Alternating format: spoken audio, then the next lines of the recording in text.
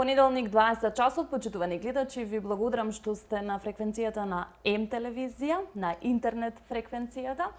Мој став, овде сум јас вашиот домаќин Викторија Петровска. Мојата денешна гостинка и соговорничка е професорката и кандидат за председател на Република Македонија, госпоѓа Билјана Ванковска. Професорке, ви благодарам што ја прифативте мојата покана да бидете дел од мој став на М телевизија. Како сте? Добро вечер, благодарам на поканата. Како сум? Добро, во фаза на загревање, нели? Така, во фаза на загревање, фаза во која што ги собравте потребните 10.000 потписи за кандидатурата за председател на државата. Зошто професор доктор Билјана Ванковска за председател и зошто токму левица? Еве да почнем од пообретен редослед. Левица и јас некако се најдовме на иста бранова должина по многу нешта, значи низ годините, независно едни од други, она што јас сум го пласирала во јавноста како мои позиции, уверувања, вредносен систем и тоа што тие на организиран начин како политичка партија го правеа, ете дојде до точка на спојување. Овие избори кај нив ја наметна потребата да размислуваат, нели, дали да учествуваат, дали имаат капацитет и нели да направат таа своја пресметка. И во тие нивни внатрешни, да речем, испитувања на одреден број на личности за кои сметаат дека левата идеологија ги води, јас сум избила на површина како најпосакуван до членството. Потоа тоа помина меѓу партиските тела, Централниот комитет и така натаму. Се разбира, јас во меѓувреме имав сериозна дилема дали да прифатам заради излегување, знаете, од една комфортна зона на професор кој последниве години дури престана да учествува во јавниот простор, во медиумите. Меѓутоа, сватив дека е ова момент од круцијална, од суштинска важност за земјата и дека не смеам да си го дозволам тој луксус да бидам салонски интелектуалец, да попувам, да пишувам колумни, да кажувам како треба. Туку, еве ќе цитирам еден мој студент кој кога ја слушна уште најавата ми рече: професорке, сето она што во училница ни го предавате, сега ќе имате можност да го демонстрирате во пракса и да видиме дали вашите зборови се поклопуваат и со вашето однесување. Што е предизвик и еве, тука сум каде што сум. Тукму така, како што кажавме и во најавата, ги собравте оние 10.000 потписи. Како професорке сте задоволни од целиот тој процес на собирањето на првични 10.000 потписи? Како сте задоволни од целата организација од страна на Државната изборна комисија? Дали беше се по прописи, по правила, фери и коректно? Самата Државна изборна комисија не можам да ја обвинам, значи немавме некои, да речам, намерни пропусти или напротив, луѓето навистина од моментот на поднесување на апликацијата на шалтерот во централната зграда до оние локални единици секаде се покажаа како многу коректни, љубезни, подготвени да помогнат и сето тоа. Меѓутоа, моето искуство од пред 10 години, ќе се вратам кога пробав како независен кандидат, така? Така. До ова што го видов сега, знаете, кога гледате дека дури ни канцеларијата не е променета, намештајот, сето, значи, сликата на државата која се распаѓа, во буквална смисла, го гледате и низ овие канцеларии и ви паѓа жал каде тие луѓе работат, гужви, ходници, промет и сето тоа. Така што тој дел не е променет, за жал се руинира. Друго, ништо во самата логика на изборниот процес не е направено за да се демократизира, да се олесни и да се модернизира, би рекла. Срамота е во 21 век да вие ги терате граѓаните да одат во некои забиени канцеларии. Во малите градови беше полесно, во централната зграда на општината, па тука се сите тие служби. Меѓутоа во скопските општини беше авантура да се најде, например, каде е канцеларијата на Карпош. Потоа да немате канцеларија во Аеродром, да немате во Ѓорче Петров. Значи, огромна популација и луѓе кои треба да го минуваат градот за да, значи, со силна жилба дадат потпис за некого. Мислам дека не потребно малтретирање на граѓаните. секако и на кандидатите и нивните тимови. Меѓутоа, државата решила да живее во некој друг век.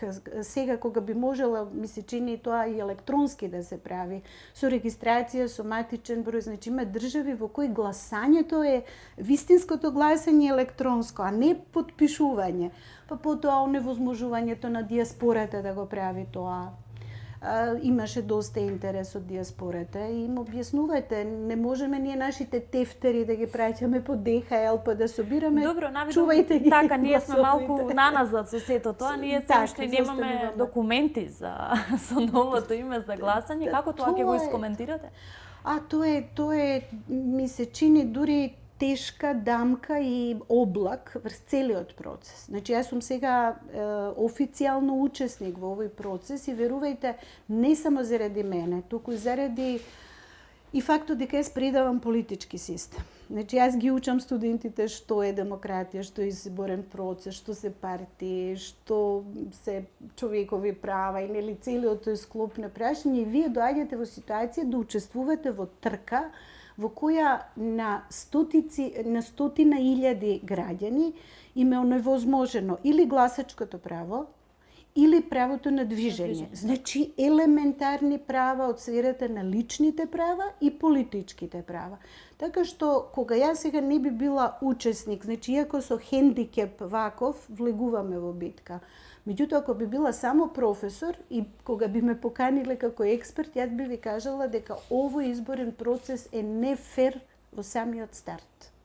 И овие дополнителни изјави на првите луѓе, на техничкиот премиер, например, имаат време граѓаните, нека се туркаат, нека паѓаат во... Така, целата вина како да падна на обичниот граѓанин. И слегува дека ние не сме биле подготвени како граѓани, а тие до вчера лажеа дека документите што ги добивам имаат трајност од 10 години, некои се доживотни, кај постарите лица и слично. Така што е ова една многу лоша слика за Македонија уште во стартот. Ја не знам како ќе заврши изборниот процес, меѓутоа како почнува со тежок минус на државната структура која нефер се однесува, освен ако е ова некој инженеринг. Знаете, не сакам да верувам во теории на заговор дека некој намерно сака одредена популација да не може да гласа, а една друга популација за која еден од кандидатите за председател,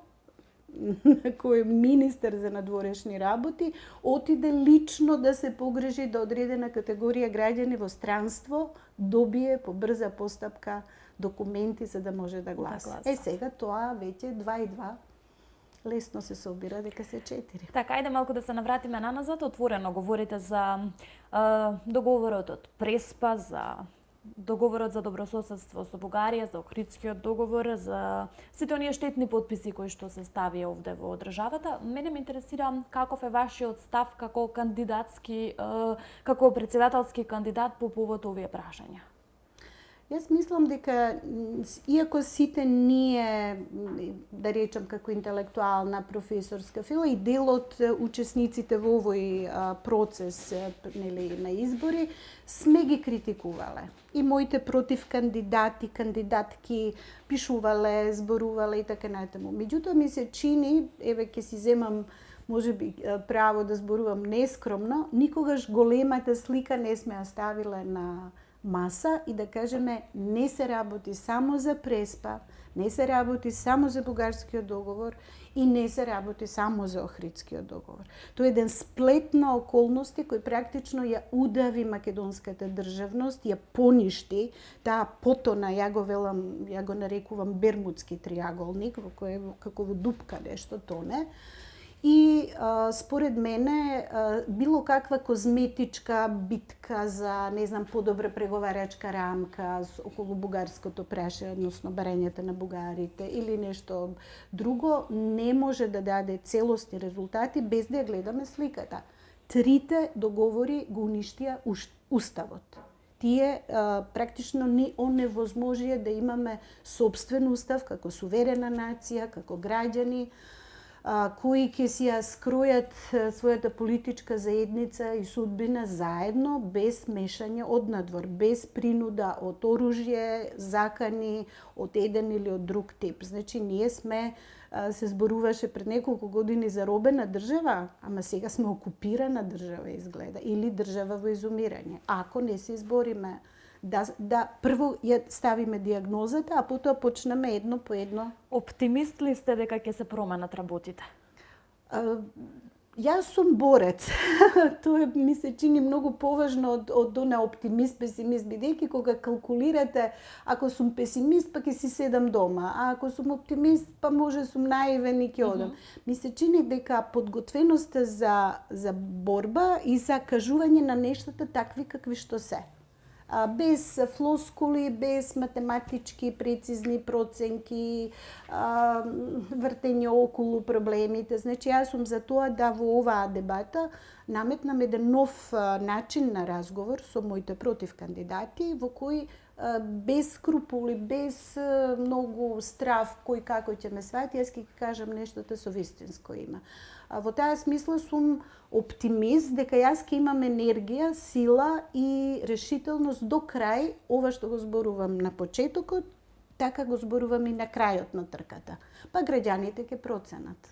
Опозицијата ве нарече опозиција на опозицијата.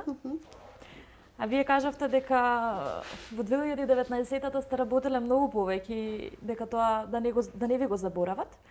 Како ќе искоментирате изјавата на Мицковски дека сте измекерка?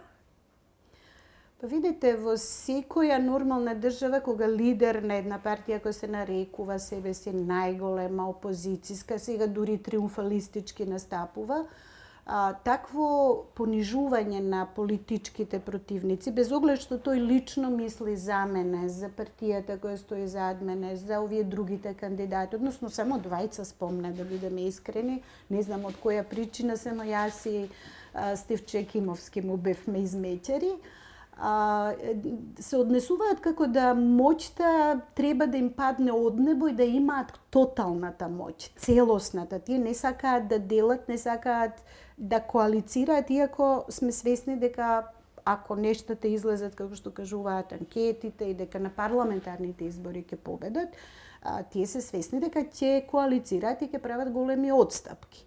И сега некој против кандидат да го наречете измеќар. Господинот Мицковски, ако се сеќа, односно професорот ќе го наречам Мицковски, бидејќи мојата прва средба со него во живо беше во неговиот професорски кабинет, на неговиот факултет, кога заедно со господинот, односно професорот Апасиев, професорката Силјановска и уште еден професор, за кој, ајде нема да го споменам, беше член на штабот на професорката Силјановска во 19-та година, исто како што бев и јас, ние сите заедно бевме во неговиот кабинет за да ја убедуваме професорката Силјановска да ја прифати понудата да биде кандидат. И ние сите без резерва рековме стоиме зад Гордана како личност. Значи, и оваа понуда на најголемава опозицијска партија треба да се прифати, бидејќи некој треба да се бори, некој треба да застане на таа позиција. Јас тоа го направив целосно, затоа што стануваше збор не само за личност која многу ја почитувам, туку и лично ми беше драга и верував дека во тој момент ние немаме подобар избор на сцената. Во сите тие месеци на таа битка, јавноста не ме гледаше да се сликам, да се гушкам, да преме фотосесии, меѓутоа Билјана Ванковска беше и тоа како присутна во таа кампања, со сиот свој интелектуален и друг потенцијал, и тоа мојата колешка го знае. Јас очекував таа да реагира на ова измеќарството и да го прекори Мицковски, кој иако е шеф на партијата, сепак е помлад професор и можеше она како постара професорка да му каже некој збор. Меѓутоа, ете, неблагодарноста во политиката се покажа во моментов. Сега мнозина се чудат што сум сакала да кажем со тоа, меѓутоа јас ќе имам прилика, па ќе кажам. Колку сметате дека и така наречените партиски лидери влијаат врз нивните кандидати во однос на нивните ставови и размислувања? Вие во една прилика ќе кажете дека Вие се кандидирате како личност со собствени убедувања, со собствени ставови, без разлика што зад вас застанува левица како партија во раст. Еве за поголемите партии, колку партиските лидери влијаат врз нивните кандидати? Во оваа ситуација ќе влијаат многу. Од проста причина што имаме паралелни речиси, паралелни избори. Председателските не се издвоени како што беа во 2019, туку сега математиката и сите анализи, аналитичари кога слушате новинари, сите зборуваат за тоа дека многу било битно како ќе поминат кандидатите во првиот круг, па тоа каков ефект ќе има врз гласачкото тело и коалицискиот како го викаат, коалицискиот капацитет. Што значи тие калкулираат со своите кандидати како со парички за подкусурување во една поважна игра, а тоа е формирањето на владата. Во мојот случај тоа нема да биде на маса, затоа што без оглед колку ние очекуваме левица да помине одлично на изборите со многу поголем број пратеници од ова што го имаше досега, сепак реалистично е да се каже дека нема да формира влада левица. Така. Во тој контекст јас сум веројатно апсолутно слободна да немам, знаете, математика со кого би коалицирала левица, па дали да го навредам или доведам во тесно едниот кандидат или другиот. Јас ќе си бидам таква каква што сум, ќе зборувам тоа во што јас сум убедена. Левица тука навистина ми ја даде несебично својата логистичка подршка во целиот овој процес на собирање подписи. Меѓутоа, во ниеден момент не сме преговарале околу ставовите што мојата програма беше готова и дури кога собиравме подписи, преведена веќе и сето тоа. Така што во ниеден момент за ниедна работа не ми било речено ова професор ке внимавајте да не го налутиме овој, па ќе ни треба за коалиција некој друг. Не, ние одиме со она во што веруваме. Јавно кажавте дека не сте член на партијата, не сте член на левица, а меѓутоа колку ги поддржувате нивните политики, еве, ако ги споменавме парламентарните избори, какви се вашите очекувања за парламентарните избори? Левицата, модернава левица е малку чуден феномен, бидејќи има разни фракции, варијации, таа превира, зборувам и на глобално и на европско ниво. Јас многу ги следам тие левичарски кругови, имам и блиски контакти, комуницираме. Така што левата идеологија мислам дека излегува од она, знаете, зона во која посебно во тие така наречени посткомунистички држави беше оцрнета. Се е црно, се било лошо и така натаму. Сега таа го бара начинот да се рехабилитира и да се врати на сцена. Во Македонија оваа наша партија го направи тоа, во Словенија исто има партија која се вика Левица, во Хрватска има Радничка фронта, во другите земји, исто за Грција да не зборуваме, иако Сириза потврли, нели?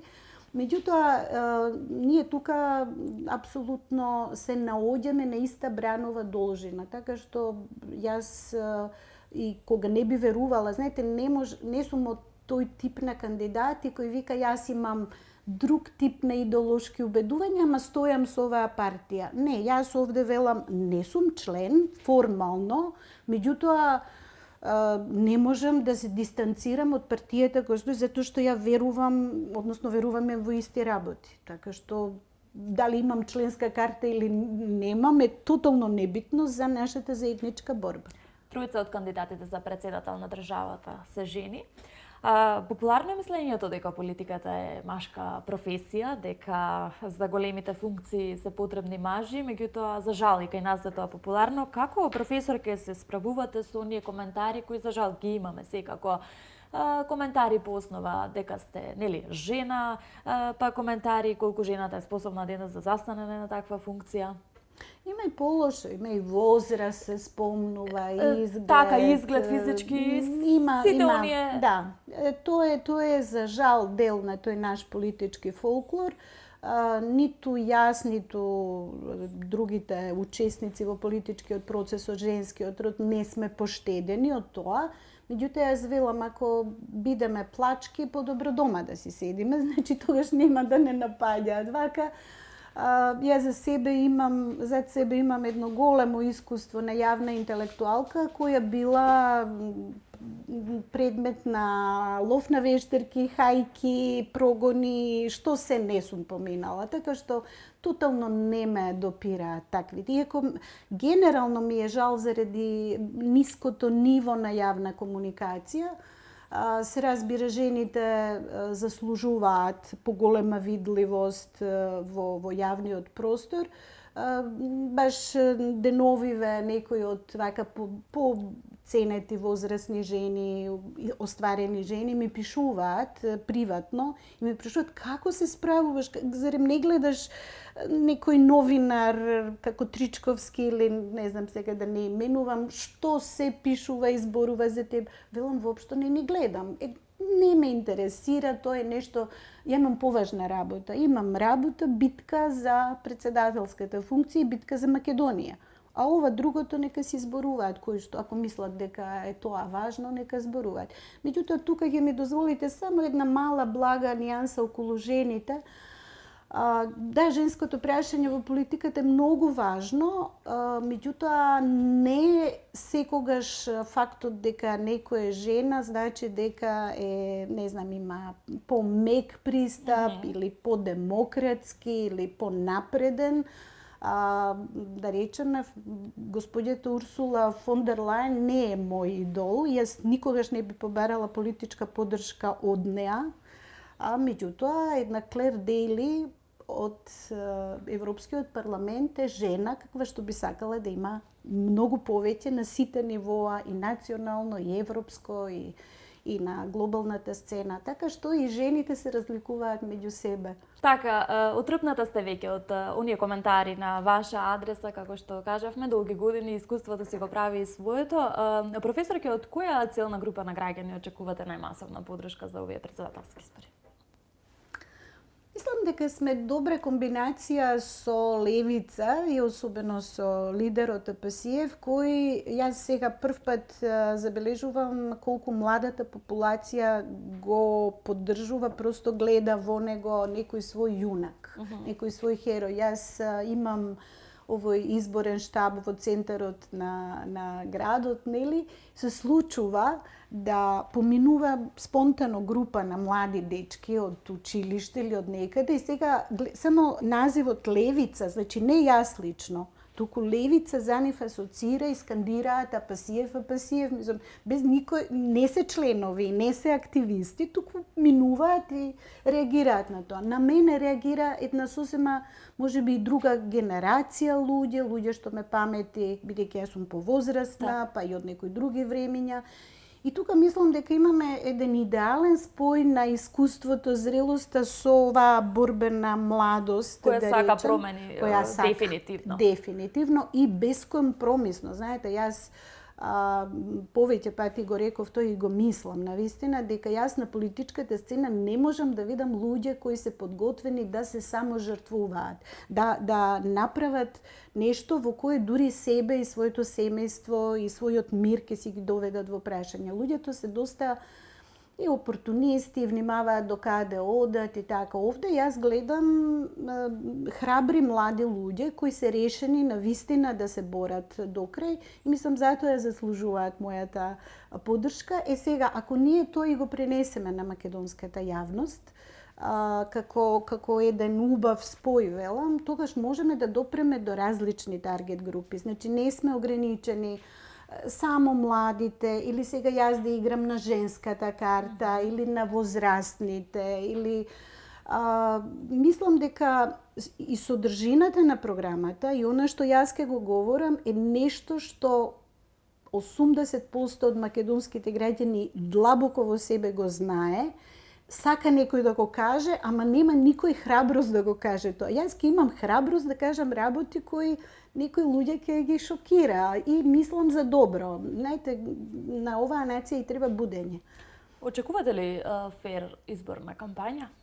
Не очекувам фер изборна кампања, зашто во стартот сме врзани, знаете, едни трчаат со 100 метра предност и со, не знам, моќ во вид на овие мејнстрим медиуми, национални телевизии, во кои Едноставно или нема да ве поканат, или мене барем ке мораат да ме поканат заради онаа минутажа и соочувања, меѓутоа Апасиев не е поканет со години. Едноставно му е забрането да влезе во некои телевизии.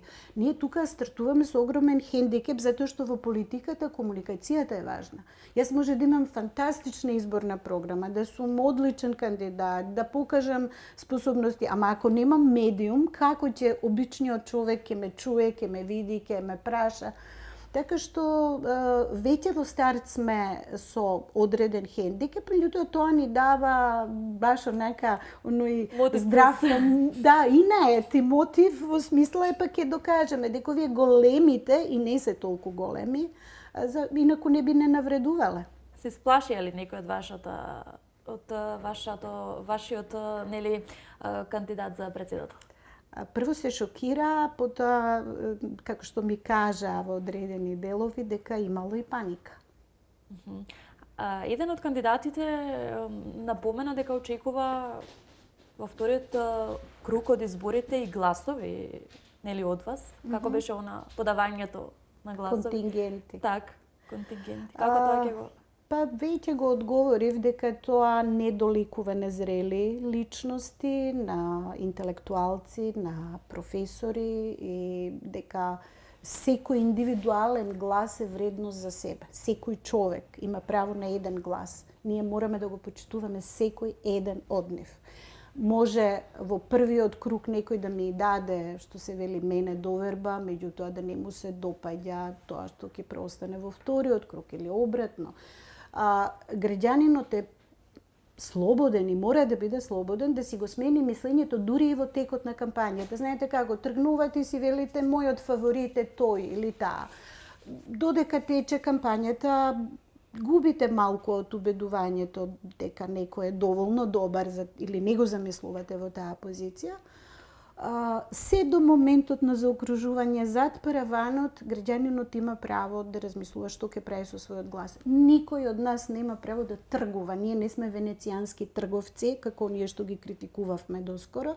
Така што јас дефинитивно нема да излезам со некаков проглас, еве јас под претпоставка нели да не успеам во првиот круг, па повелете гласајте за овој за овој. Не, ја ги почитувам граѓаните со нивните лични убедувања и тие сами ќе си решат исто како што и јас ќе решам. Така и конечно граѓанинот да се гледа како личност, а не како глас можеби во целата таа изборна кампања. Токму така, значи како личност, како некој што има способност да процени и да не критикува и да не пофалува, така што битката нека биде фер.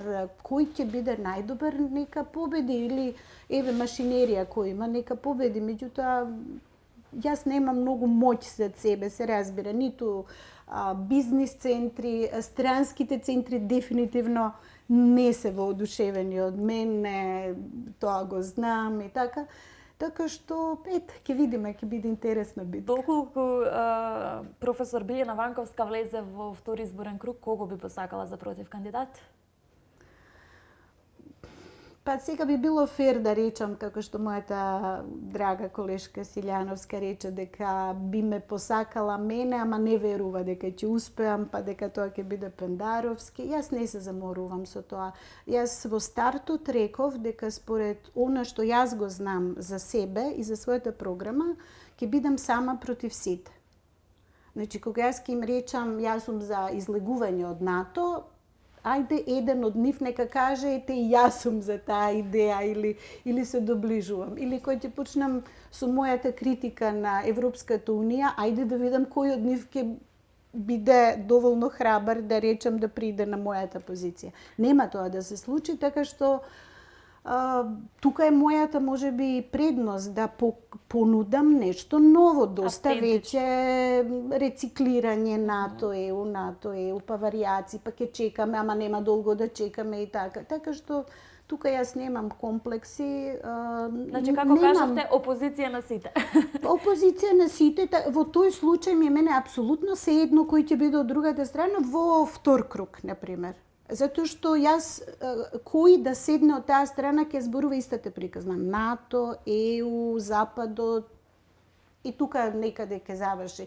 И нормално сето на економија, вака така, дури работи што не спаѓаат во надлежноста на председателот, така што ја не се заморувам со тоа.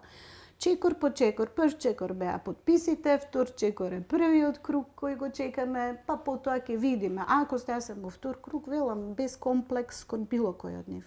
Така, останува да видиме изборната кампања и останува нели да ги видиме изборите.